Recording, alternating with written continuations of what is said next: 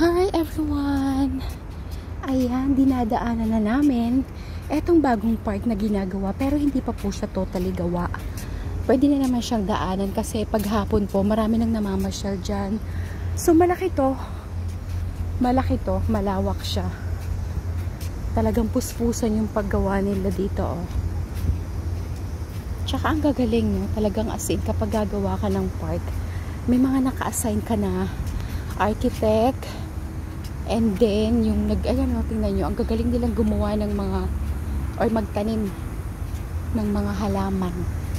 Alam nila eh. Tapos, ayan o, pwede siyang gawing tennis court. Kinandado ho nila. Kasi, mga bandang 3 o'clock to 4, may mga pumupunta na po dyan, naglalaro sila ng cricket. So, that time, masama yung, hindi maganda yung amoy ng tubig nila. Parang ano siya, parang ano nga bang amoy yun? Mas matindi pa sa Clorox. So, ayan guys. Malawak to. Malapit lang to. Ayan yung building namin, oh. So, mas madaling dumaan dito compared dun sa kabila. So, tinry namin daanan. O, diba, pasaway din kami ng konti. Ayan na po kami. 4th floor. From here, you can see that one is our building. Hindi pala amin. Kanila yan. So, eto na po siya. Hindi pa siya totally finished. Pero mas madali yung daan namin dito kasi one building and then sunod na yun sa amin.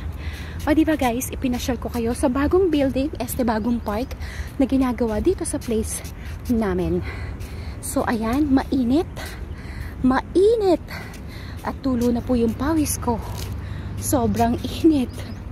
Nakakatuwa. Kaya siguro hindi ako mawala ng sipon. Yung bababa ka and then naakyat. Init lamig, diba? Ito yung nakikita nyo, ibinablog ko minsan at sinasama ko sa reels. So, have a great day everyone!